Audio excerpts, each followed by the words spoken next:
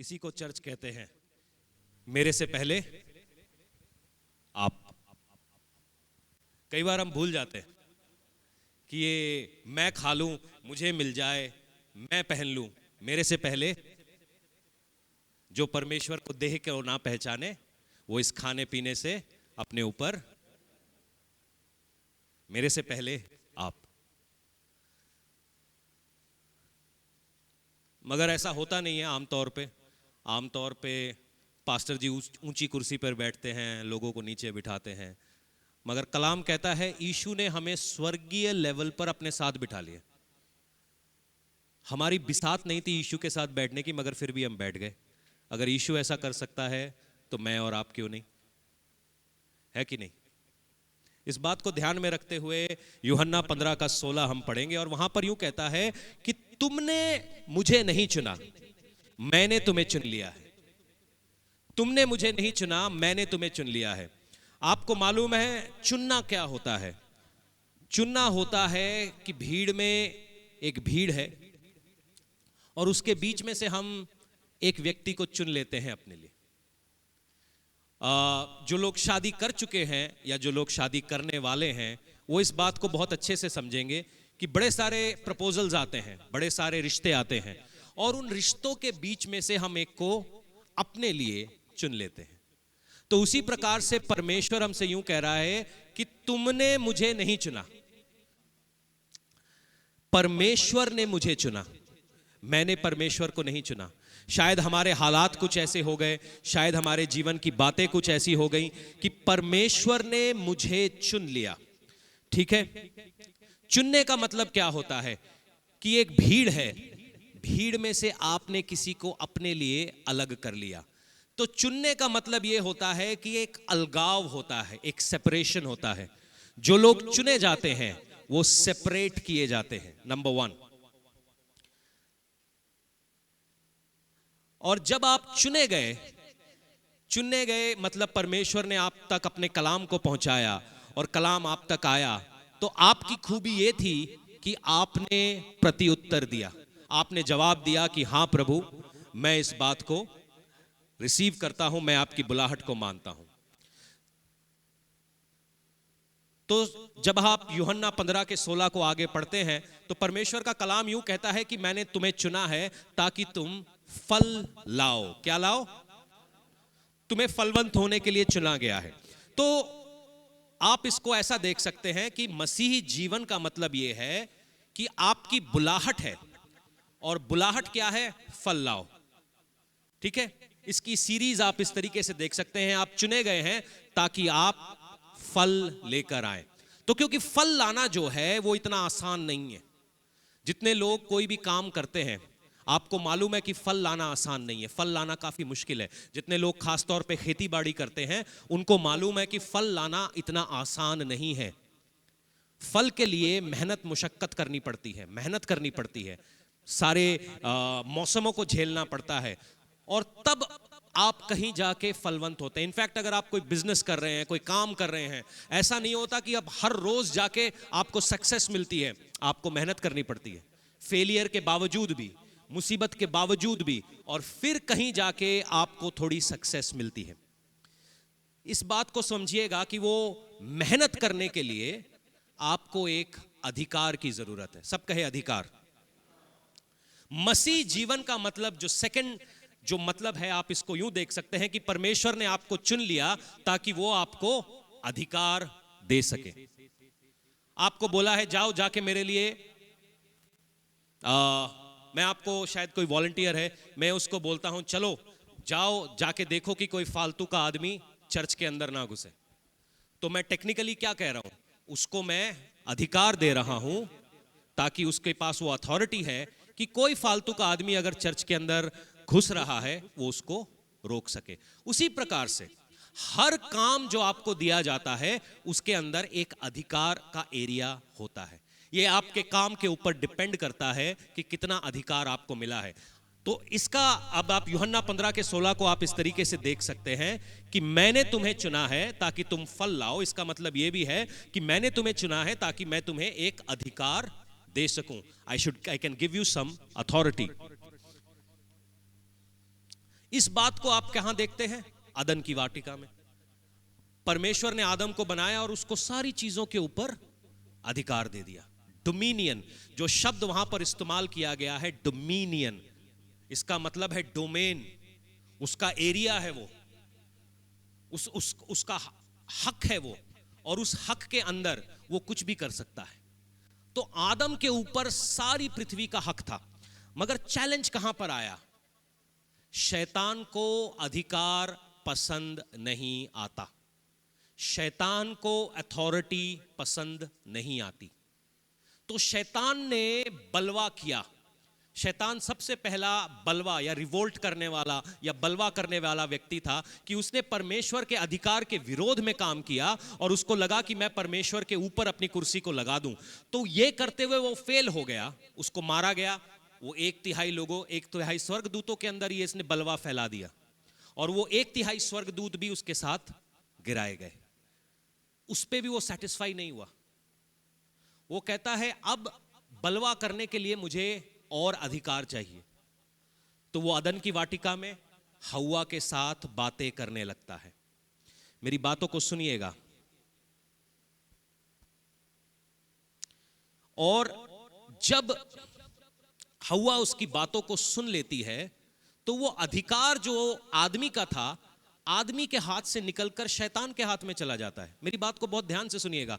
Pastor जी, आपको कैसे मालूम आदमी के हाथ से शैतान के हाथ में चला गया? क्योंकि जब शैतान प्रभु यीशु मसीह की परीक्षा करने आता है, वो यीशु मसीह को यूं कहता है कि मेरे सामने अपना सर झुका दे, इस दुनिया का सारा वैभव, सारी दौलत मैं तुझे दे दूंगा। मगर जब आप जेनेसिस में पढ़ते हैं, उत्पत्ति में पढ़ते हैं, परमेश्वर ने आदम को सारा अधिकार दिया था। मती आते आते ये सारा अधिकार आदम के हाथ से कैसे निकल गया?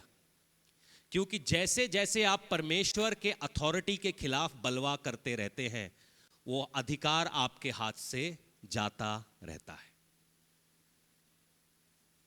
मेरी बात को बहुत गौर से सुनिएगा। परमेश्वर ने आपको चुना है ताकि वो आपको अधिकार दे। बीमारियों के ऊपर, शैतान के ऊपर, जादू टोने के ऊपर, अंधकार के हर काम के ऊपर आपको अधिकार दिया गया है, क्योंकि आप यीशु के लहू से शुद्ध किए गए हैं, चुने गए हैं। हमारी मिस्टेक क्या होती है कि हम शैतान की बातों को इतना समझ रहे हैं।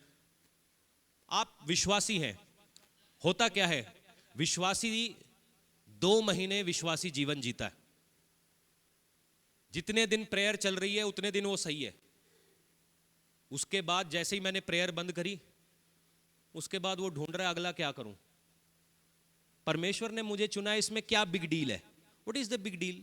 क्या चुना है, अच्छा नॉर्मल है यार, मेरी लाइफ में की चेंज होया? वही मेरी नौकरी है, वही मेरी बीवी है, वही मेरे बच्चे हैं, चेंज की होया? कोई नहीं चेंज होया। मगर उनको ये नहीं समझ में आता कि अधिकार, ये अधिकार कोई छोटी चीज नहीं है। आप बहुत छोटा समझते हैं परमेश्वर के अधिकार को, क्योंकि आप इसको समझते नहीं है, इसलिए शायद आपके पास इसकी ये वैल्यू बहुत सारे लोग नहीं समझ पाते कि मैं शैतान के हाथ में जो परमेश्वर ने मुझे दिया मैं कैसे दे दूं। सुनिएगा,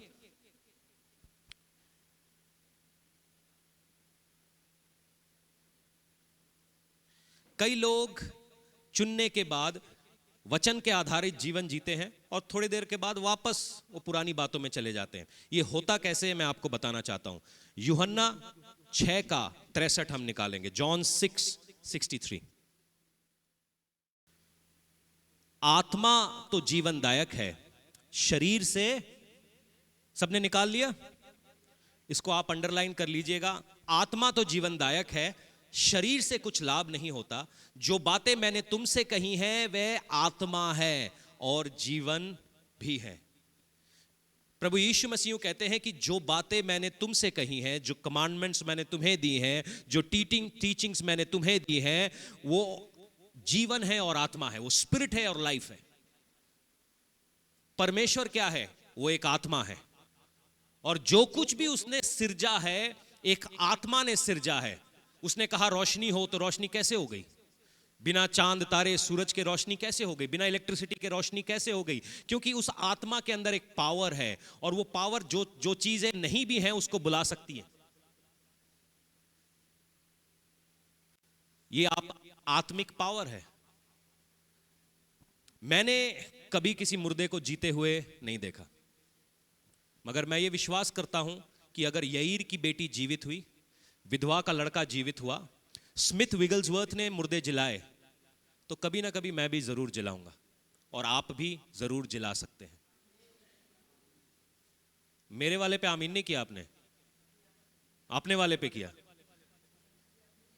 नहीं, ये फर्जी वाला जीवाना नहीं है। जब मैं स्मिथ विगल्सवर्थ को पढ़ता हूं, वो यूं कहता है, और उसने करीबन 18 लोगों को मुर्दों में से जिलाया, 19वीं उसकी बीवी थी, वो जिंदा नहीं हुई।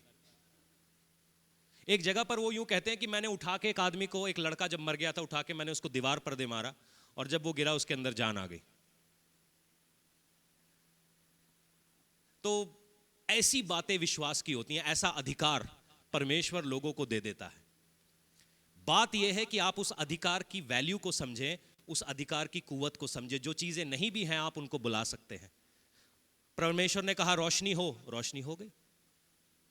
प्रभु यीशु ने कहा यईर की बेटी जिंदा हो, जिंदा हो गई। पौलुस ने, वो जो लड़का प्रचार सुनते सुनते नीचे गिर गया था, वो मर गया था, पौलुस ने उसे छुआ, वो जिंदा हो गया।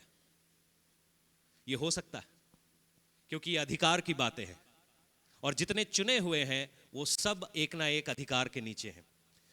अदन की वाटिका को हम दोबारा से देखना चाहते हैं कि शैतान सांप के रूप में हव्वा के पास आता है और उससे क्या करता है? परमेश्वर के वचन की खिलाफत करने को कहता है। यीशु मसीह क्या कह रहा है? जो बातें मैंने तुमसे कही हैं ये आत्मा है और ये जीवन है।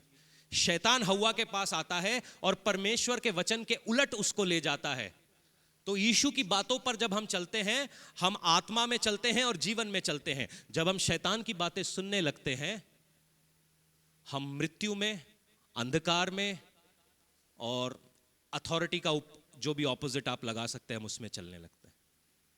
जब कभी भी बातें दोनों ही कर रहे हैं, प्रभु यीशु कहता है मेरी भेड़ मेरी आवाज सुनती है। इसका मतलब परमेश्वर, पवित्र आत्मा आपसे निरंतर बातें कर रहा है। और एक तरफ दूसरी आवाज भी आ रही है जो शैतान की आवाज है, जो आपके शरीर को उकसाती है, जो आपके शरीर को उकसाती है।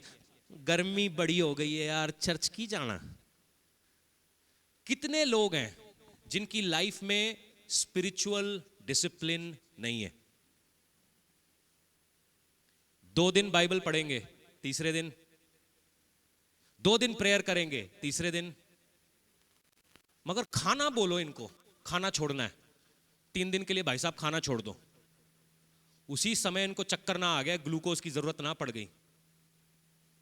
3 दिन आप इनको बोलो, 6 महीने तक इन्होंने प्रेयर ही नहीं करी होगी, मगर चर्च आ रहे हैं। क्यों हो रहा है? क्योंकि धीरे धीरे धीरे धीरे, एक दिन में नहीं होता, धीरे धीरे धीरे धीरे आप उसकी आवाज को सुन रहे हो, सुन रहे हो, सुन रहे हो, और धीरे धीरे आप जीवन से बाहर जा रहे हो। एक साथ नहीं होता ये कभी भी। एक दिन में कोई कैंसर का मरीज नहीं हो जाता, एक दिन में कोई नहीं मर जाता। धीरे धीरे धीरे धीरे धीरे। ओ मैं तो 10 साल से सिगरेट पी रहा हूं पास्टर जी, कुछ नहीं हुआ, बचपन से पी रहा हूं मैं तो। रुक बेटा, टाइम आने दे। जब तेरा शरीर वीक होने लगेगा तब तेरे को इसका असर पता चलने लगेगा। जब तू अथॉरिटी तेरी लीक होने लगेगी, तेरे को इसका असर पता चलने लगेगा कि कैसे वो तेरे घराने के अंदर घुसता है। अभी कुछ नहीं पता चलता, एकदम से कुछ नहीं होता। एकदम से कुछ हुआ क्या हव्वा को? हव्वा शैतान से बातें कर रही थी। मुझे नहीं लगता कि ये एक दिन की बात थी, मुझे लगता है ये काफी लंबे पीरियड की बात थी, क्योंकि सांप आ रहा है और सांप से आप बातें भी कर रहे हो, और मतलब वो इतना फ्रेंडली हो गया है कि वो आपको बता रहा है नहीं नहीं नहीं परमेश्वर कुछ नहीं। मतलब कितना क्लोज रिलेशनशिप उसने बना लिया, एकदम क्लोज रिलेशनशिप उसने बना के रखा। तो ये एक दिन में नहीं हुआ, ये कई दिनों में हुआ। तो उसी प्रकार से ये हमारे जीवन में भी कई दिनों में होता है, एक साथ नहीं होता। आप देखोगे कि धीरे धीरे वो आपके ऊपर हावी होने लगता है, धीरे धीरे आप उसकी मानने लगते हो, उसकी सुनने लगते हो। उसका एक कारण है, मैं आपको बताता हूं, क्योंकि हम उसकी आवाज की तरफ खींचे चले जा रहे हैं। आपको मालूम है जो हमारा बचना है ये अनुग्रह के जरिए हुआ है। हम अपने ताकत में कुछ नहीं कर सकते थे, मगर परमेश्वर ने हमें बचा लिया, ये परमेश्वर का अनुग्रह है। तो वो ऐसा समझ लीजिए, मेरा विल पर परमेश्वर का grace is equal to abundant life. ठीक है? तो जो काम मैं अपनी सोच में नहीं छोड़ सकता था, वो परमेश्वर के ग्रेस ने मेरे को किया, और मैं वो नशे से बाहर आ गया, उस व्यभिचार से बाहर आ गया। ये इसलिए नहीं हुआ कि मैं बहुत महान हूं, मगर मैंने परमेश्वर की ग्रेस को अपने लाइफ में काम करने दिया। मगर कई बार हम अपनी गलतियों से नहीं बाज आते, तो हमको लगता है कि परमेश्वर पिटाई करने वाला नहीं है, वो ग्रेस वाला परमेश्वर है। ये नए नियम का एक झूठा प्रचार है, क्योंकि जो कल का परमेश्वर है, पुराने नियम का परमेश्वर है, वही नए नियम का परमेश्वर है। अगर पुराने नियम में परमेश्वर सुताई करता था, तो नए नियम में भी करता है। अगर पुराने नियम में परमेश्वर ने दाऊद को नहीं बख्शा, मैं आज तक कंफ्यूज्ड हूं कि दाऊद एक छोटा मोटा राजा नहीं है। दाऊद हिस्ट्री का राजा है, जिसको प्रोफेसाई किया गया है कि उसके घराने से उद्धारकर्ता निकलेगा। वो एक ऐसा लड़का है जो पूरी फौज के सामने गोलायत को गिरा देता है, और उस एक गोलायत से सारी फौज डर के बैठी है। क्या बोलते, पूरी फिलिस्तियों की फौज की सुन्नत करता है, और उसको राजा के पांव में फेंक देता है। मतलब छोटा मोटा आदमी नहीं है वो। हिस्ट्री उसके हाथ में है। वो अगर चाहता तो बत्शीबा के साथ अपनी गलती को छुपा सकता था, मगर इस आदमी ने छुपाया नहीं। मालूम है क्यों? क्योंकि वो परमेश्वर के अनुग्रह को जानता था। जो 20 साल से वो जो वाचा का संदूक फिलिस्तियों के पास था, उनको लेके आ गया, मगर परमेश्वर ने उसकी गलती की वजह से उसको परमेश्वर का मंदिर बनाने नहीं दिया। ये रही पुराने नियम की बात। जब आप प्रेरितों के काम में अनानायस और सफाईरा को पढ़ते हैं, क्या परमेश्वर वहां पे बदल गया था? उन्होंने अपनी कमाई का थोड़ा सा हिस्सा अपने पास रख लिया, और चर्च में आके बोला, हालेलुया, मैं बहुत पवित्र हूं, मैं पाक पवित्र हूं, ये लो सारा। अपनी जमीन बेची, उसका हिस्सा भी रख लिया, और बाइबल बोलती है वो दोनों मर गए। क्या बोलने के चक्कर में? झूठ बोलने के चक्कर में। तो ये नए नियम में हुआ कि नहीं हुआ? तो हम थोड़ा सा परमेश्वर को समझें कि उसने ग्रेस क्यों दी है, ताकि जहां पे मैं फेल हो रहा हूं, वहां पे मैं पास हो सकूं। तो वो मेरा पासिंग परसेंटेज है, वो मेरा पास कराने वाला है। तो मैं अपने पास कराने वाले से पंगा नहीं लूंगा। जो क्लास का सबसे इंटेलिजेंट वाला होता है ना, आप उसको नहीं छोड़ते हो, उसके नोट्स, उसकी बातें। ये जितने लोग स्कूल जाते हैं उनको पता होगा, जिसकी लिखाई अच्छी होती है उसको यार पटा के रखते हो, यार लिख दियो यार, मेरा वाला प्रैक्टिकल तू कर दियो। तो इसीलिए मैं परमेश्वर का ग्रेस कभी हल्के में नहीं लेता हूं, क्योंकि जो मैं नहीं कर सकता हूं वो परमेश्वर मेरे लिए कर सकता है। तो वो ग्रेस है। हम सोचते हैं करी जाओ, जिए जाओ, झूठ बोली जाओ, काम करी जाओ, परमेश्वर मेरे को कुछ नहीं कहेगा। आप गलत फहमी में, आज वो गुब्बारा फूट गया। सुनिएगा, पुराने नियम में जब भी परमेश्वर के विरोध में कोई बात हुई, या परमेश्वर को नीचे तज के लोगों ने खुद को अहमियत दी, परमेश्वर ने उसको दो बार कहा है। एक है मूर्ति पूजा कहा गया है, और उसको कहा गया है व्यभिचार। जब कभी भी आप अपने आप को परमेश्वर से ज्यादा इंपॉर्टेंट बना लेते हैं, परमेश्वर उसको व्यभिचार का नाम देता है। मैं आज आपको यशाया उसका 57, आइजाया 57 वर्स 7 to 17 मैं चाहूंगा हौली हौली पढ़ियो। जिन्हां दे कोल बाइबल है, एक बार हालेलुया कहो। अरे शाबाश मेरे पढ़ाकू। जनरली मैं अपने प्रचार कभी सिस्टर नेहा को नहीं बांटता हूं, ना वो मुझे बांटते हैं, मगर हम सवेरे जब चर्च में आते हैं तो हमें पता चलता है एक ही स्पिरिट हमसे बातें कर रही है, क्योंकि दोनों के प्रचार मिलते हैं। अभी उन्होंने एक यहर्मिया से आपको एक पहाड़ की कहानी सुनाई थी कि उस पहाड़ पर जाके तूने व्यभिचार के काम किए। Isaiah 57 verse 7 onwards. एक बड़े ऊंचे पहाड़ पर तूने अपना बिछौना बिछाया है, वहीं तू बलि चढ़ाने को चढ़ गई। तूने अपनी निशानी अपने द्वार के किवाड़ के चौखट की आड़ में ही रखी। मुझे छोड़कर तू औरों को अपने आप को दिखाने के लिए चढ़ी। दिखावटी आत्मिकता कि लोग मुझे देखें, लोग मुझे देखें। जिस व्यक्ति के अंदर ये बात आ जाती है, लुक एट मी, मैं कितना गुड लुकिंग हूं, मेरे जैसा और कोई नहीं है, लुक एट मी, मेरे को देखो, अपनी नुमाइश। हमारा काम क्या है? परमेश्वर को आगे बढ़ाना, मुझको नहीं, मेरे अंदर जो है तू उसको देख, मेरे प्रभु की ओर नजर जाए। मेरी तरफ नजर ना भी जाए तो कोई फर्क नहीं पड़ता, मेरे जैसे लाखों आए लाखों गए, परमेश्वर को देख। जब तू अपनी नुमाइश करने लगती है, वो बहुत ज्यादा खतरनाक चीज हो जाती है। तू अपनी खाट चौड़ी की और उनसे वाचा बांध ली, तूने उनकी खाट को जहां देखा पसंद किया। तू तेल लिए हुए राजा के पास गई और बहुत सुगंधित तेल को अपने काम में लाई। अपने दूत तूने दूर तक भेजे और अधोलोक तक अपनों को नीचा किया। यहां पर लिखा है,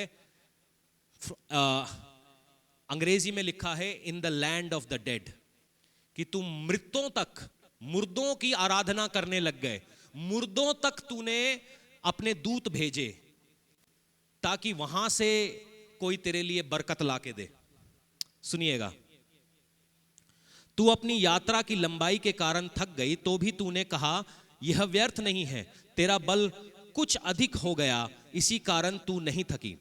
तूने किसके डर से झूठ कहा और किसका भय मानकर ऐसा किया कि मुझको स्मरण नहीं रखा, ना मुझ पर ध्यान दिया? क्या मैं बहुत काल से चुप नहीं रहा? इस कारण तू मेरा भय नहीं मानती। मैं आप तेरे धर्म और कर्मों का वर्णन करूंगा, परंतु उनसे तुझे कुछ लाभ ना होगा। जब तू दुहाई दे तब जिन मूर्तियों को तूने जमा किया है वे ही तुझको छुड़ाएं। वे जो सब की सब वायु से वरन एक ही फूंक से उड़ जाएंगी, परंतु जो मेरी शरण लेगा वह देश देश का क्या होगा? अथॉरिटी। क्या होगा? अरे क्या होगा? अथॉरिटी मिलेगी देश देश के ऊपर। मगर जो मूर्तियों को मानेंगे, जो अपने आप को परमेश्वर से पहले रखेंगे, जो परमेश्वर के वाचा के विरोध में होंगे, उनको मिलेगा ठेंगा। यह कहा गया कि पांति बांध बांध कर राजमार्ग बनाओ, मेरी राजा मेरे प्रजा के मार्ग में हर एक को एक ठोकर दूर करें, क्योंकि जो महान है और उत्तम है वह सदैव स्थिर रहता है, और जिसका नाम पवित्र है वो यूं कहता है कि मैं ऊंचे और पवित्र स्थान में निवास करता हूं और उसके संग भी रहता हूं जो खेदित और नम्र है, कि नम्र लोगों के हृदय और खेदित लोगों के मन को हर्षित करूं। परमेश्वर किसके साथ रहता है? किसके साथ? किसके साथ? नहीं नहीं, अरे ना ना ना, धारीवाल में ऐसा ना माने। परमेश्वर तो,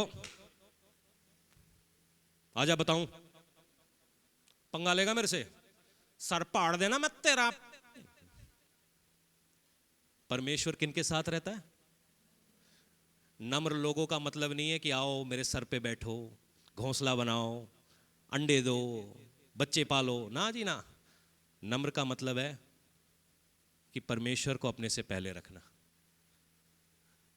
क्या दाऊद नम्र नहीं था? दाऊद को समझना सीखें। वो नम्र भी था, लड़ाई करने वाला भी था, वो गिटार बजाने वाला भी था, गीत लिखने वाला भी था, बहुत कुछ था। मैं सदा मुकदमा ना लड़ता रहूंगा, ना सर्वदा क्रोधित रहूंगा, क्योंकि आत्मा मेरे बनाए हुए हैं और जीव मेरे सामने मूर्छित हो जाते हैं।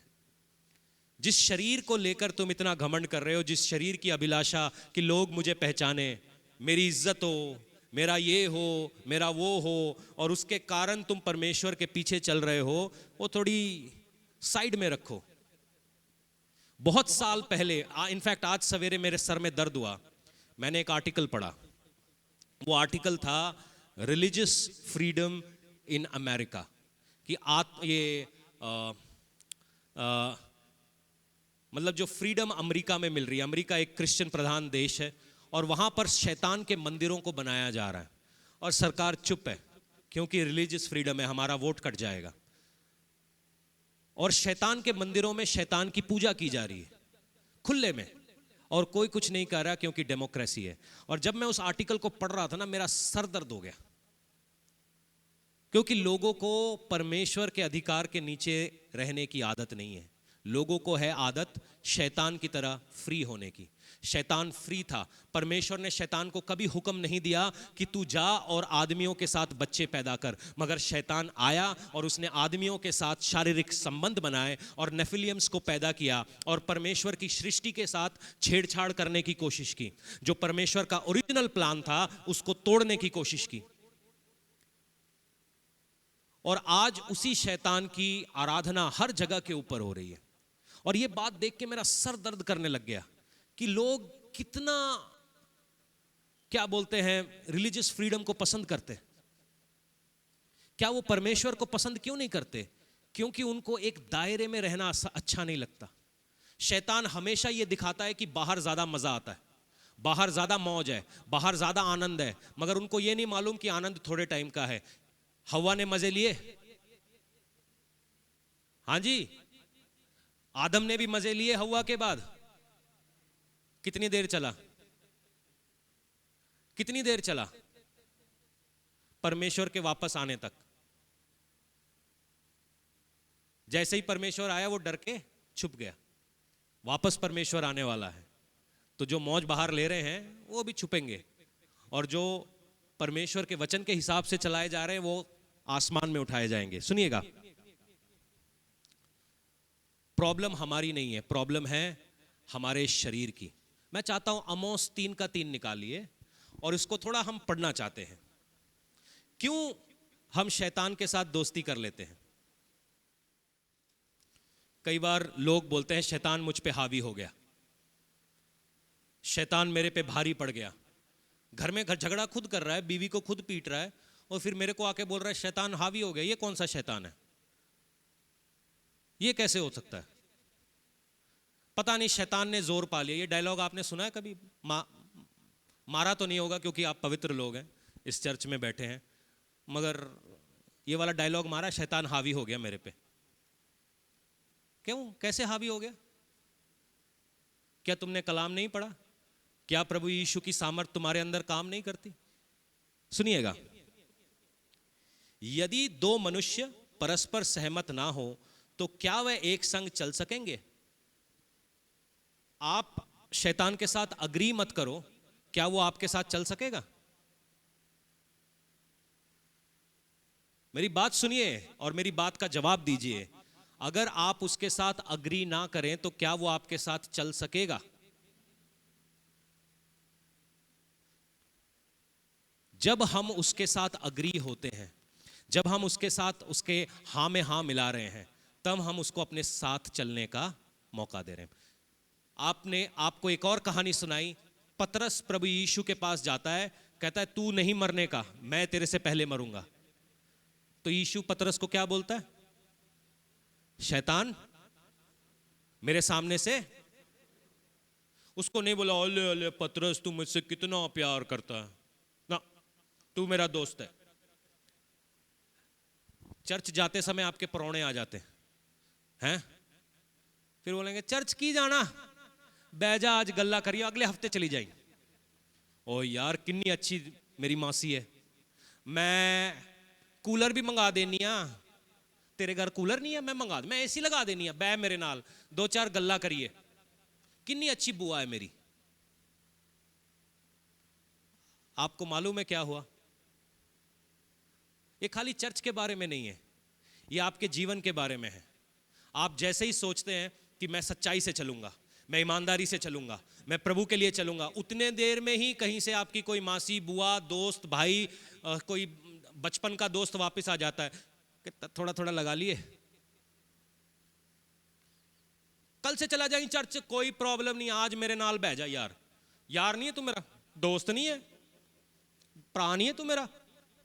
हाँ यार प्रा तो मैं हूं, कल से। फिर हम जाके 2 घूंट लगाते हैं, फिर अगले दिन संडे को चर्च आके अति पवित्र हो जाते हैं। हालेलुया, परमेश्वर तो कितना भला है। आप उसके साथ हामी भर के आए, आपका ये हाथ उठाना कोई फायदा नहीं कर रहा, क्योंकि आपने उसको पीछे होने को नहीं कहा, आप उसके साथ चल रहे हो, आप उसकी बात सुन रहे हो, आप उसको मौका दे रहे हो। शैतान से हम क्यों हारते हैं? आप उसकी टेरिटरी में जाके उससे जीत नहीं सकते। आप कभी भी शैतान की टेरिटरी में जाके उससे जीत नहीं सकते। अगर किसी के दिमाग में ये चल रहा है कि मैं उसको गाली देने में हरा दूंगी, मैं उसको झूठ बोलने में हरा दूंगी, देख मेरा जलवा नहीं मालूम, मैं पता नहीं इसको पाड़ देनी, मैं धारीवाल दी शेरनियां, सारे मैनू कहंदे आ धारीवाल दी शेरनी, मेरे मुंह ना लगी, वो आपका प्यो है। उसने भाई के हाथ भाई मरवा दिया, तुम्हारे बस की कुछ नहीं है।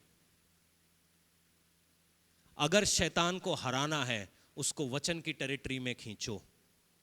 हम, परमेश्वर कहता है जगत की ज्योति तुम हो, तो ज्योति और अंधेरे के बीच में कोई समझौता हो ही नहीं सकता। जिस दिन ज्योति ने अंधेरे के साथ समझौता किया, ज्योति की ताकत गई,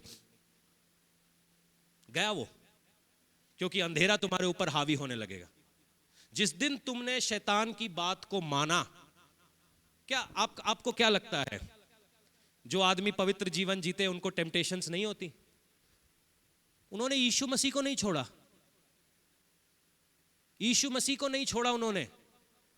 वो यीशु के पास आ जाता है, कहता है सारी दुनिया का वैभव मैं तुझे दे दूंगा, कुछ नहीं करना, बस थोड़ा सा झुक ले, थोड़ा सा झुक ले, किसी को पता भी नहीं चलेगा, जंगल में तो तू कल्ला या, झुक जा मेरे सामने, मेरे सामने जरा सा झुक जा, जरा सा कॉम्प्रोमाइज कर, जरा सा चूहे को फंसाने के लिए कौन पूरी क्या बिरयानी की थाली लगते हो अंदर? क्या करते हो? इतना सा। तुम्हारे को भी फंसाने के लिए बिरयानी की थाली की जरूरत नहीं है, इतना सा, जरा सा आपने पकड़ा और उसने आपको पकड़ लिया। अपनी पोजीशन जो परमेश्वर ने आपको दी थी, कैसे हम शैतान के हाथ में ले ले ले ले ले ले ले जा, ले जा। बेवकूफों, तपस्या करके लोगों को 1000 साल में इतनी पावर अवेलेबल नहीं होती जो आप एक बार पुकारते हो आपके पास आ जाती है। शायद आपको पता नहीं है इस बात का। मसीहों को अपनी ताकत का पता नहीं, जहां 2 या 3 जमा होते हैं मैं वहां होता हूं। जहां 2 एक बात को अग्री करते हैं, जैसा जमीन पर बांधा जाता है वैसा स्वर्ग में बांधा जाता है। जब 2 या 3 अग्री करते हैं उसको स्वर्ग में खोल दिया जाता है, वैसा जमीन पर खोल दिया जाता है। मसीहों की पावर का आपको पता नहीं है, इसीलिए हमारे बीच में वो काम कर रहा है, क्योंकि हमें हमारे अथॉरिटी का नहीं पता। जो सेवकाई उसने हमें दी, जो परिवार उसने हमें दिया, जो चर्च उसने हमें दिया, हम उसी की खोदने लगे। खोदो खोदो। सुनना, आपको क्या लगता है नए नियम और पुराने नियम का फर्क क्या है? नए नियम में स्टैंडर्ड घट गए क्या? हाँ, अगर आपको ऐसा लगता है तो मत्ती 5:28 यूं कहता है, पुराने नियम में ऐसा था कि अगर आप व्यभिचार करते हुए पकड़े गए तो, पकड़े जाना जरूरी है, करें और करके बच सकते हैं आप, पकड़ा जाना जरूरी है। मगर नए नियम में यूं कहता है, अगर तूने किसी औरत की तरफ गलत निगाह से देख भी लिया तो करना जरूरी नहीं है। तो स्टैंडर्ड कहां बढ़ गए हैं? स्टैंडर्ड कैसे बढ़ गए? आपको लग रहा है कि पुराने नियम में पकड़ा जाना जरूरी है। पकड़ा जाना जरूरी नहीं है। तूने सोच भी दिया, बोल भी दिया, कर भी लिया, हो गया तेरे से, हो गया। कंसिडर योरसेल्फ व्यभिचारी। फिर कलाम यूं कहता है कि अगर तेरी आंखें ऐसा कर रही हैं तो वो नरक का हिस्सा है। अगर तू अपने मुंह से बोल रहा है कि I love you my darling शादी के बाहर, तो तेरा ये मुंह नरक का हिस्सा है। अगर तेरा दिल शन्नों को देख के धड़कता है तो ये दिल नरक का हिस्सा है। फिर आंख, मुंह और दिल के बिना तू स्वर्ग में क्या करेगा?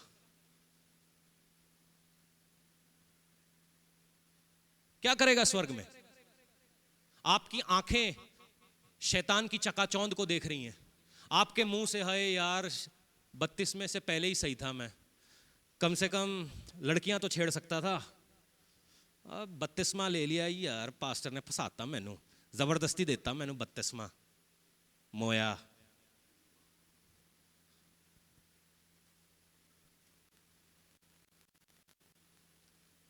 हाँ, है चर्च में, दिल दिमाग सब कुछ शैतान के कामों में गया हुआ है।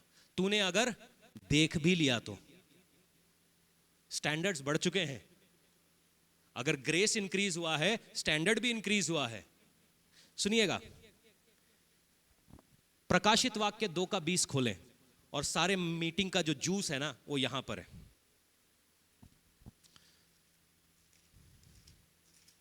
सारे लोग, जितने लोग बाइबल लाए, एक बार प्लीज मेरे साथ खोलिए इसको। एक जयवंत जीवन जीने का तरीका मैं आप लोगों को बताने की कोशिश कर रहा हूं। परमेश्वर, मैं चाहता हूं, खोल लिया आपने? एक बार आमीन कहिए। जो लोग ऑनलाइन हैं आप भी खोल सकते हैं।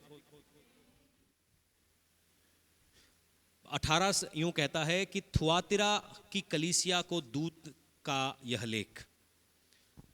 ये दूत एक चर्च से बातें कर रहा है। सुनिएगा, अगर तेरी आंख, सपोज चर्च क्या है, हम सभी चर्च के अंग है कि नहीं है? कोई आंख है, कोई मुंह है, कोई नाक है, कोई कान है, कोई और है, कोई और चीज है। तो हम सभी क्या है? चर्च के अंग है। सपोज हमारी चर्च की नाक, सपोज हमारी चर्च की नाक क्या? हमारी यूथ। हर ये जो हमारी नाक है जाके उल्टे सीधे काम कर रही है। हमारी चर्च की आंखें कौन है? जो चर्च के सेवादार हैं। वो व्यभिचार में फंस रहे हैं, वो लड़कियों के साथ, लड़कों के साथ घूम रहे हैं। तो उस चर्च का क्या होगा? उस चर्च का क्या होगा? हाँ जी, बताइए ना। अभी आपने पढ़ा मत्ती 5:28 में क्या लिखा है? अगर तेरी आंखें काली हैं तो तेरा इशारा, अगर तेरी आंखों ने किसी और औरत की ओर देख भी लिया तो तेरा सारा। सोचा भी तो, किया नहीं तुमने, बस देखा। चर्च के हम हिस्सेदार है ना, बॉडी है ना। चर्च के अंदर एक आदमी भी अगर एरर कर रहा है तो, सपोज परमेश्वर तुम्हारे सामने आएगा, कल को कहेगा तूने झूठ बोला। नहीं नहीं, झूठ मेरे मुंह ने बोला, मैंने नहीं बोला।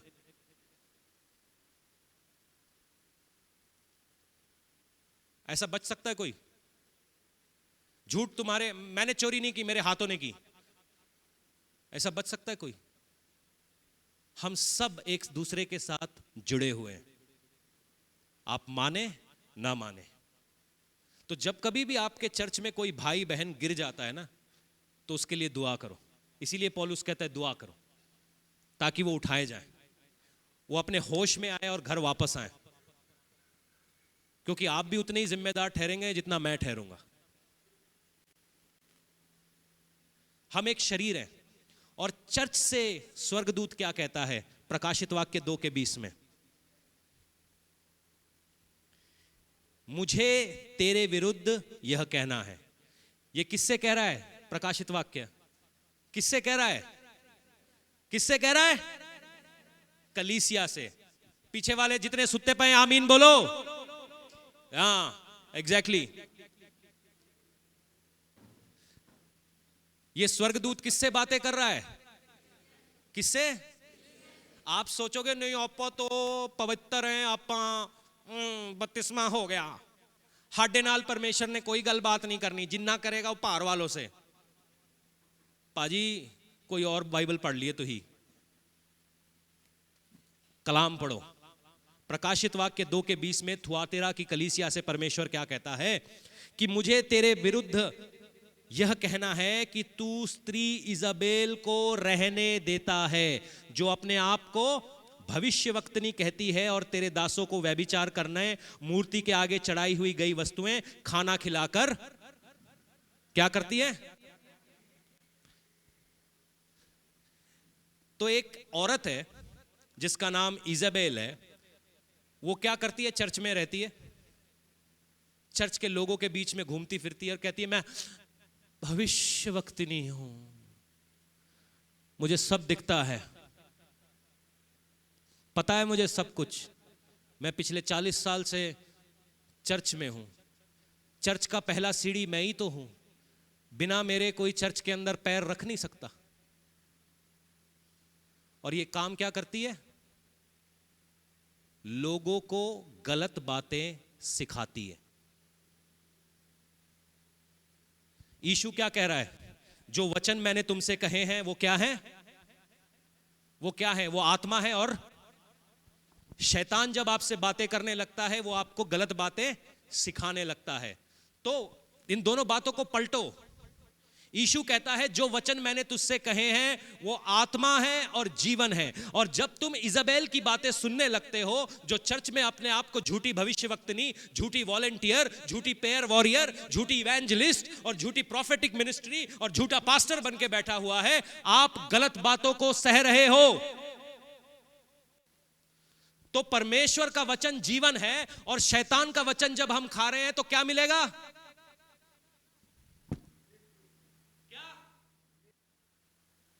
शैतान की बातें सुन रहे हैं और वो क्या कर रही है?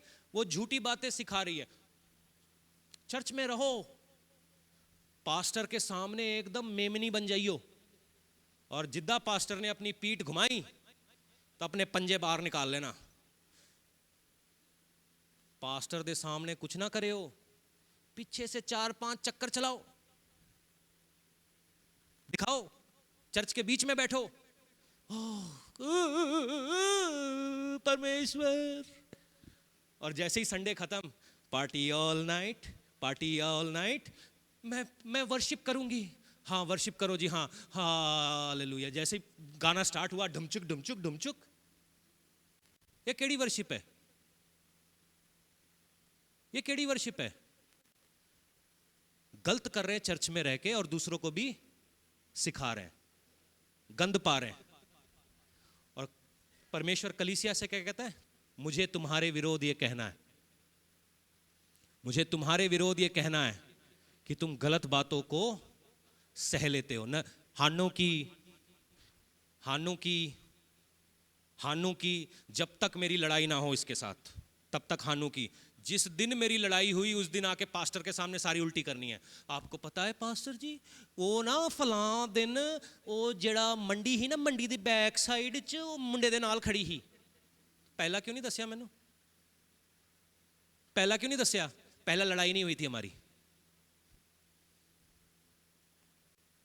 पास्टर जी मैं तो इन्नी दवा करनी आ ना, मैं मगर वो जो है ना वो ऐदा कर दियां। पहला क्यों नहीं दसा? पहले क्यों नहीं दसा? क्योंकि तुम सह लेते हो। ये क्या हो रहा है? एक फॉल्स टीचिंग, एक फॉल्स चीज। हम सहते क्यों हैं? हम सहते क्यों हैं? 10 साल से चर्च में है वो जंगली बूटा, 10 साल से चर्च में है। परमेश्वर ने उस जंगली बूटे को मौका दिया कि वो मन फिराए, वो मन फिराए और वो जंगली बूटे से अच्छा बूटा बन जाए, मगर बूटा मन ना फिरा रहा। पास्टर जी उसकी हर रोज जाके काउंसलिंग करता, बूटा सिंह बदल जा पुत, बदल जा, बदल जा पुत, बदल जा, बदल जा पुत, बदल जा, खुदा के लिए बदल जा, वो आने वाला है। हाँ पास्टर जी मैं बदल रहा हूं, मैं बदल रहा हूं, मैं बदल चुका हूं, मैं बदल गया हूं। काम वही। पास्टर जी मैं 32वां भी ले लिया। हाँ बूटे तू 32वां भी ले। हाँ मैं बदल गया हूं, मैं बदल गया हूं, मैं बदल गया हूं। तुम उसको सह लेते हो। हम क्यों सहन करते हैं? क्योंकि मजा आता है। सिन इज ऑलवेज ग्लैमरस। पाप हमेशा आपको खींचेगा, पवित्रता ही हमेशा आपको दूर भगाएगी। कहते हैं बड़ा मुश्किल है, बड़ा मुश्किल है। कुछ मुश्किल नहीं है। अगर आप परमेश्वर से प्रेम करते हो, दुनिया को 1 सेकंड में ठोकर मार सकते हो। जितनों ने कानों में रुई रखी है एक बार हालेलुया कहो। एग्जैक्टली, रुई निकालो।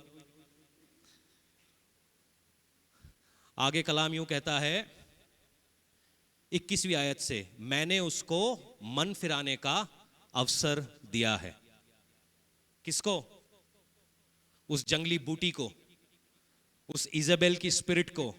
जो लोग इस इजाबेल की स्पिरिट के नीचे लोगों को कंट्रोल करते फिरते हैं, उनको। मेरे को देख कितनी बाइबल मालूम है। अब जैसे ही आप बोलोगे ना बाइबल मालूम है, सामने वाला पहले ही डिफेंसिव हो जाता है। अच्छा पता ही होगा बाइबल मालूम है, 5 साल से चर्च में घूम रहा है, पता ही होगा। आपको क्यों नहीं पता वचन? आपको किसने बाइबल पढ़ने पे टैक्स लगाया? किसी ने टैक्स नहीं लगाया। आपको भी वचन मालूम होना चाहिए, चाहे आप 5 दिन पुराने हो। आप क्यों नहीं पढ़ते? क्योंकि शरीर पढ़ने नहीं देता। इसीलिए पॉल कहता है the spirit is willing but the flash is weak. शरीर पढ़ने नहीं देता, मगर यही शरीर 3 घंटे टीवी के आगे बैठता है। मूवी कोई 2.5-3 घंटे से कम नहीं आती। 3 घंटे बैठ के ऐसे सीधा एकदम, आंखें भी नहीं झपकेंगी, वो देखेगा डांस, खटाखट ढकाढक ढकाढक ढकेढक। मगर इसी शरीर को बोलो चलो भाई बाइबल पढ़ो, अभी देखना खर्राटों की आवाज से कमरा गूंजने लगेगा। पता है क्यों? एक स्पिरिट है जिसको पाइथन बोलते हैं। जब दुष्ट आत्मा साउल के पास आती थी, पता है वो किसको बुलाता था? किसको? दाऊद क्या करता था? क्या बजाता था? गिटार नहीं, वो हार्प, सारंगी या जैसा भी बोल सकते हैं। और जैसे ही ये गिटार बजता था शांत हो जाती थी। आप देखेंगे चर्चिस में लोग डांस करते हैं, पूरी मतलब बड़ा बढ़िया आदमी एकदम, उसकी शर्ट वर्ट बाहर निकल जाएगी डांस के बाद, ऐसी वर्शिप होती है। मगर उस आदमी को बाहर जाके पूछो पाजी प्रचार की होया, चमत्कार हुए, गवाहियां याद रहेंगी, मगर कलाम की बोला गया उसको याद नहीं रहेगा। देयर इज अ डीमन, एक शैतान है जो कलाम को अंदर बैठने नहीं दे रहा है। वो दुश्मन है जो अच्छे बीज के बीच में खराब बीज बो रहा है। तो उस दुश्मन को आइडेंटिफाई करना आज बड़ा जरूरी है। कलाम यूं कहता है कि मैंने उस औरत को मन फिराने के लिए अवसर दिया है और वह अपने व्यभिचार से मन फिराना नहीं चाहती। तो उसको क्या करना चाहिए? चर्च उसके साथ क्या करना चाहिए जो मन फिराना नहीं चाहता? जो इसको, ये चर्च से बात हो रही है, बाहर वाले से नहीं। ये उनसे बात हो रही है जिनको वचन मालूम है, वचन जानने के बावजूद भी वो गलत काम कर रहे हैं। उसके बाद क्या कहता है परमेश्वर? देख मैंने उसे रोग शैया पर डालता हूं और उसके साथ व्यभिचार करते हैं वे, यदि वे उनके कामों से मन ना फिराएंगे तो उनको मैं बड़े कलेश में डालूंगा और उनके साथ उनके बच्चों को भी मार डालूंगा। तब सब कलीसिया जान लेंगी कि हृदय और मन का परखने वाला मैं ही हूं और तुम में से हर एक को उसके कामों के अनुसार, किसके अनुसार बदला दूंगा? आने वाला है। तो जेड़े कहते हैं हाडे कामां ते कुछ नहीं होना, पर मैं तुम्हारे कामों के हिसाब से। कैसे? तुम्हारी बातों के हिसाब से नहीं, तुम्हारे ड्रामे के हिसाब से नहीं, तुम्हारे कम पुट्ठे हैं तो की मिलना या छितर। और छितर से एक ऊपर वाली बात है कलेश। ये मैं फ्राइडे को भी बोल रहा था कि एक कलेश उठने जा रहा है और वो कलेश चर्च के बीच में उठेगा और चर्च के बीच में से कई सारे तलवार के नीचे आएंगे। मेरी बात सुनना, ये इसलिए नहीं होगा कि वो बड़ा महान काम कर रहे हैं, ये इसलिए होगा क्योंकि उन्होंने इजेबेल को सहन किया। जब तलवार चले तो हमें दूर हटना है और कहना है कि प्रभु माफ कर। वहां झिड़कने मत जाना, get out in the name of Jesus. पता चले खुद पिट के आ रहे हो। दाऊद ने कभी भी साउल की दुष्ट आत्मा को गेट आउट करने के लिए नहीं कहा। मेरी बातों को बहुत ध्यान से सुनना, बहुत गहरी हैं और दिमाग में हमेशा रखना। जो मन नहीं फिराएंगे वो छित्तर जरूर खाएंगे। ये अनपॉपुलर प्रचार है। अभी मैं बोल दूं, कितने लोग वीजा पाना चाहते हैं? परमेश्वर का कलाम कहता है कि विश्वास करो और तुम्हें दिया जाएगा, हालेलुया और आमीन से भर जाएगी जगह। मगर सच ये है, सच ये है, क्या तुम लोगों के वीजा नहीं लगे? बड़े सारे लोग हैं वीजा, वो बाहर चले गए, वो आके बताएंगे। क्या तुम लोगों के पैसे नहीं मिले जो अड़ गए थे? मिले? मिले है ना? सच जानने से भी आशीषें आती हैं। अगले हफ्ते हम गवाहियां लेंगे, जिनकी गवाहियां हैं टाइम से आना। कितने बजे? हाँ 11 बजे। कि कैसे परमेश्वर ने चीजों से छुड़ा लिया हमें। सच सुनने का भी वैल्यू है, उसको समझो। आगे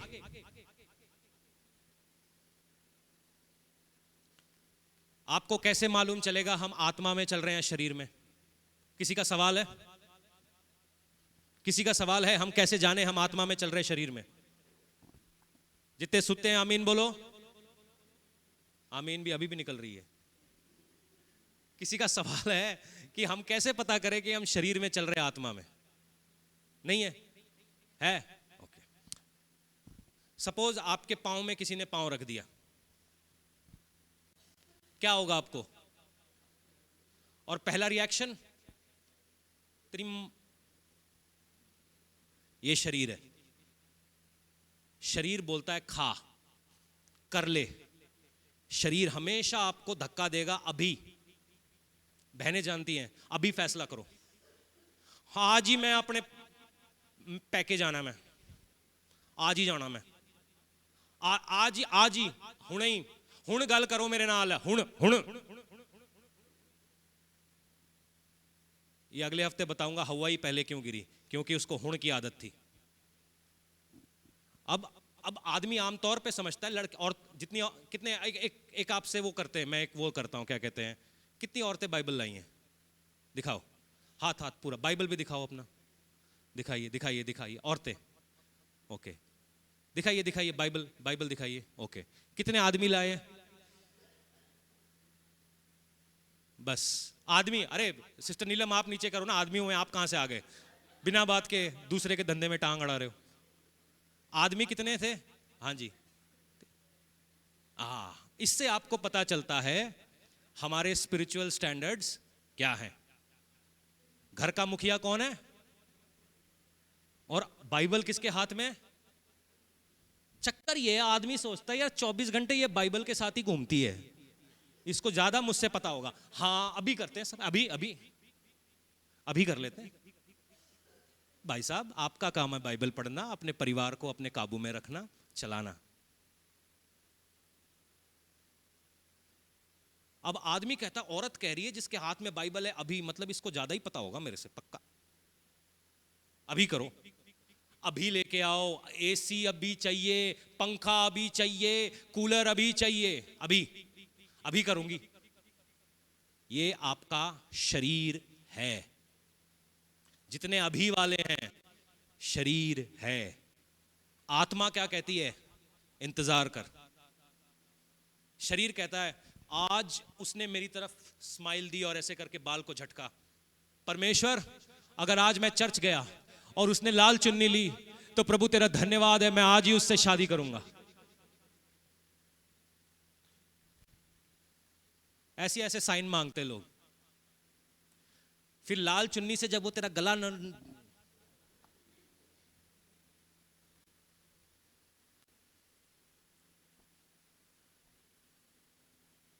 शरीर कहता है अभी, आत्मा कहती है वेट वेट। यशाया 40 का 31 क्या कहता है? जो परमेश्वर की बाट जोते हैं वो उकाबों की तरह, वो दौड़ेंगे मगर श्रमित ना होंगे, थकित ना होंगे। वेट। स्पिरिट हमेशा कहेगी ट्रेड केयरफुली, शरीर कहेगा खा ले, आत्मा कहेगी ठहर जा। ये फर्क है, ये फर्क है। क्या एक आदमी जो वचन से चल रहा है उसके मन में इच्छाएं नहीं है? हैं, मगर वो उस इच्छाओं को पूरा करने के लिए परमेश्वर की बांट जोता है, परमेश्वर के टाइम पर। सुनो, मेरी शादी हुई शायद 29 साल का था मैं। दिल्ली बहुत बड़ा शहर है, और जब लड़का कमाऊ हो जाता है 23 साल से तो मक्खियां बहुत भिन भिन आती हैं। यूएस की मक्खियां, कनाडा की मक्खियां, सुंदर सुंदर मक्खियां, मॉडलिंग वाली मक्खियां, एयर होस्टेस मक्खियां बहुत भर आती हैं। और हर मक्खी को देख के लगता है कितना डिमांड में हूं मैं। मगर अगर गलती मैंने 29 से पहले कर ली होती तो ये चर्च ना होता, मैं भी ना होता। इंतजार किया कि एक परमेश्वर की दासी केरला से लौटेगी। पता था मुझे आने वाली है कोई, इसलिए मैं इंतजार में था। मच्छी पकड़ना आसान नहीं होता भाई, टाइम का वेट करना पड़ता है, टाइम का पता होना चाहिए कब आने वाली है। इसलिए मैं परमेश्वर की सुनता रहा, क्योंकि मुझे मालूम था वो मुझे सही जगह पर ले जाएगा। शरीर हमेशा कहेगा खा ले खा ले, यही लड़का है तेरे लिए, इससे अच्छा हो ही नहीं सकता। अरे सुन, उसकी 5 किले पहली है, तू आज शादी कर। घर वाले भी हाँ कुछ, पास्टर जी करा दो ब्याह, करा दो, आज ही करा दो ब्याह, अभी अभी अभी कराओ, अभी तो रात के 3 बज रहे, 3 बजे ही कराओ। शरीर। फिर 3 महीने के बाद तलाक कराओ, वो भी रात के 3 बजे। 2 महीने में तो जूत बजने लगते हैं, घर में वर्ल्ड वॉर 3 हो जाती है। मैं तो मिलिट्री को फोन करने लगा, तो आओ भाई बचाओ हमें। फिर 3 महीने में तलाक भी हो जाता है। इंतजार। इससे आपको पता चलेगा शरीर के नीचे चल रहे हैं, आत्मा के नीचे चल रहे हैं। इजाबेल की सुन रहे हैं कि परमेश्वर की आत्मा की सुन रहे हैं। यूहन्ना 14 का 21 और यहीं पे बंद करते हैं।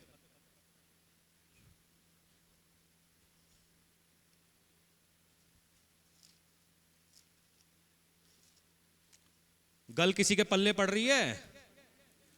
आदो के। सुनना, इसको मैं चाहता हूं सब लोग मिलके पढ़ना। यूहन्ना 14 का 21, जॉन 14:21। जिसके पास, ये प्रभु यीशु के वचन है, जिसके पास मेरी आज्ञाएं हैं और वह उन्हें मानता है, वही मुझसे प्रेम रखता है, और जो मुझसे प्रेम रखता है उससे मेरा पिता प्रेम रखेगा, और मैं उससे प्रेम रखूंगा और अपने आप को उस पर प्रकट करूंगा। परमेश्वर अपने आप को आपके ऊपर कैसे प्रकट कर सकता है? मालूम है कैसे? यहोवा मेरा चरवाहा है, मुझे किसी बात की, मेरे को चंगाई की क्या कमी ना होगी, मेरे को पैसों की, मेरे को शैतान से डरने की जरूरत नहीं है, मेरे ऊपर जादू टोना काम नहीं करेगा, मेरे काम को परमेश्वर ब्लेस करेगा, मल्टीप्लाई करेगा, मेरे काम को वो आगे चलाएगा। कैसे? कि जो मुझसे प्रेम रखता है वो मेरे वचन को जरूर मानेगा,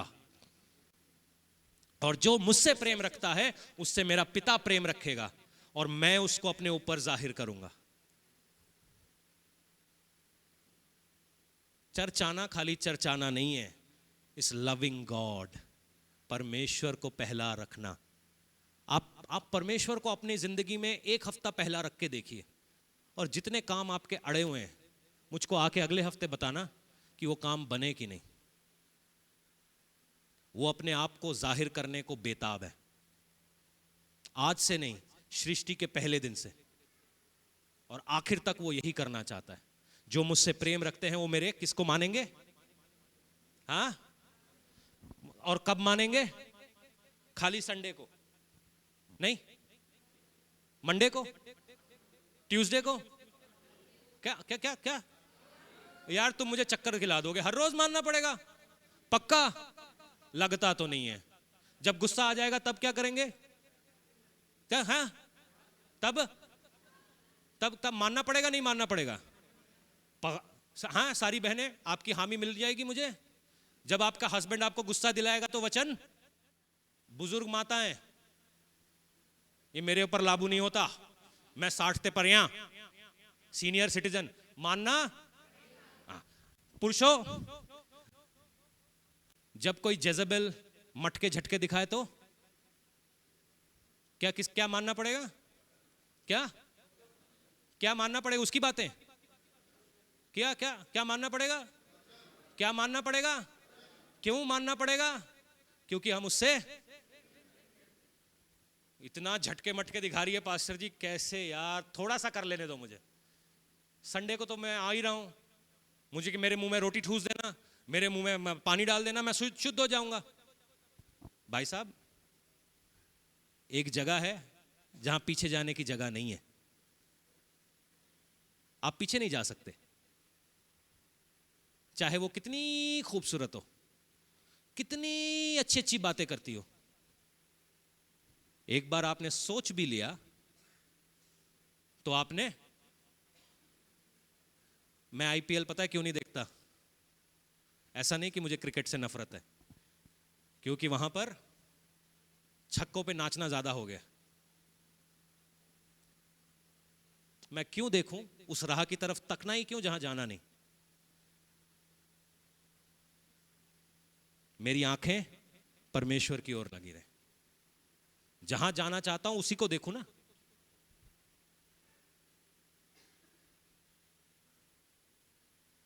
समझ रहे हैं? स्टैंडर्ड्स बहुत बढ़ चुके हैं। हम शैतान को क्यों नहीं झिड़क पा रहे? क्योंकि जिजेबेल के साथ हम हाथ पकड़ के हर रोज टहलने जाते हैं। चाहे वो लड़का हो या लड़की, कोई फर्क नहीं पड़ता। इजेबेल एक स्पिरिट है, और स्पिरिट का कोई लिंग नहीं होता, शरीर का लिंग होता है। लड़का होते लड़की होते। आज हम बोलें कि हम इसको तोड़ना चाहते हैं। आज हम समझें कि मेरे को जो अधिकार मिला है कि मैं हर शैतान को डांट सकता हूं, सांप के सर को कुचल सकता हूं, वो कोई छोटी बात नहीं है। वो बड़ा अधिकार है कि परमेश्वर मुझ पर अपने आप को प्रकट करना चाहता है। ये कोई छोटी बात है? कोई छोटी बात है? परमेश्वर क्या कह रहा है? जो मुझसे प्रेम करेगा, जो मेरी वाचा को मानेगा, मैं अपने आप को प्रकट कैसे होता है? तेरे रुकते बिगड़े काम बन जाएंगे। जहां पर तूने बोया भी नहीं, तू वहां से काटने लगेगा। यह परमेश्वर की अबंडेंस है। शक ना कर, विश्वास कर, उससे प्रेम कर। मेरी बातें समझ रहे हैं आप? पास्टर जी, ये कैसा प्रचार है? प्रेम कर, बातें मान। प्रॉफिट हल्ला गुल्ला तो ऐसे ही आप हमारे वीजा लगा देता है। उन्हें पूछो प्रॉफिट दा खुद दा वीजा लगया कि नहीं लगया? वो वीजा भी किदा कैसे लगया? और जिन्ने लोग जाकर कह रहे हैं कि हाडा वीजा लग गया, वो टूरिस्ट वीजा पे काम कर रहे हैं। आपको मालूम है टूरिस्ट वीजा पे काम नहीं किया जा सकता? पकड़ लिया तो छिताई नहीं, सुताई। घसीटेंगे ज्यादा, मारेंगे कम। आइए हम प्रार्थना करें। आपको समझना है कि आपका अधिकार बहुत बड़ा है, क्योंकि परमेश्वर ने आपको चुन लिया है। आप किसी तरीके से भी शैतान को मौका नहीं दे सकते आपको चलाने का। आप उसे हुक्म दोगे कि मेरे जिंदगी से बाहर जा, और वो जाएगा। वो आपको हुक्म नहीं देगा। मेरी बात को समझिए। आप उसकी शिक्षाओं पर नहीं चलोगे, वो आपके कहने पर गेट आउट होगा। आइए प्रार्थना करें। प्रार्थना करें कि जितने लोग अपनी जिंदगी में उस अथॉरिटी की कमी को समझ पा रहे हैं, कहीं मैं चाहूंगा कि आप अपने लाइफ्स को जांचें कि कहीं ये कमी आपकी लाइफ में आ तो नहीं रही। किस लिए आ रही है? कहीं कोई गलत आदमी के ऊपर आपकी नज़र तो नहीं है? कोई गलत बातें तो आप नहीं सुन रहे? कोई गलत शिक्षाएं तो आप नहीं सुन रहे? कोई गलत रोल मॉडल तो आपने अपनी जिंदगी में नहीं बना लिया जो आपको झूठी सच्ची कहानियां सुना रहा है?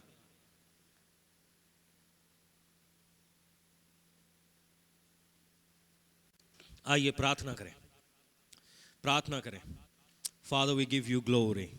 परमेश्वर, इसी समय जितने लोग उस अधिकार में चलना चाह रहे हैं, मैं चाहता हूं आप अपने मुंहों को खोलें। अगले 5 मिनट लेंगे, इस जगह को उस प्रेस से भर दीजिए कि परमेश्वर, मैं शैतान की बातें नहीं सुन रहा। जो लोग ये सोच रहे हैं कि आधी बातें सुनने की, आधी बातें नहीं सुनने की हैं, जो अपने फायदे की हैं ले लो। मैं अगर आज बता रहा हूं कि वचन में हर कुछ तुम्हारे फायदे का है। अगर आप सही में अधिकार में चलना चाहते हो, अधिकार में चलने का मतलब पता है क्या है? तुम बोलोगे, आसमान को तुम्हारा कहना मानना पड़ेगा। तुम सूरज को बोलोगे अपनी जगह से हट जा, वो हट जाएगा। यहोशू ने प्रार्थना की और सूरज थम गया, और जब सूरज थम गया तो वो जंग में जीतने लगे। वो जंग में जीतने लगे। आसमान ने उसकी बात सुननी पड़ी। ये है अधिकार। दूसरे विश्वास वाले यूं कहते हैं, राहु को ठंडा करो, केतु को गर्म करो, तुम हुक्म दो, उन्होंने तुम्हारी बात सुननी पड़ेगी। सही खाने में उनको आना पड़ेगा, क्योंकि तुम्हारे हुक्म में वो ताकत है।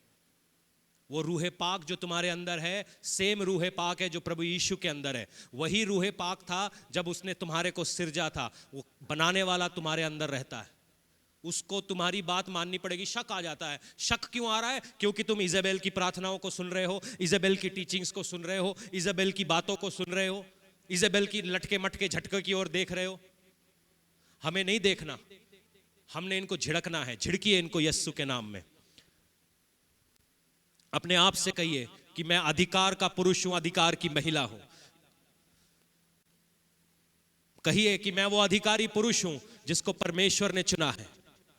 मैं अधिकारी वो महिला हूं जिसको परमेश्वर ने चुना है कि वो जगत में बदलाव लाए। मैं इजाबेल की टीचिंग्स को झिड़कती हूं।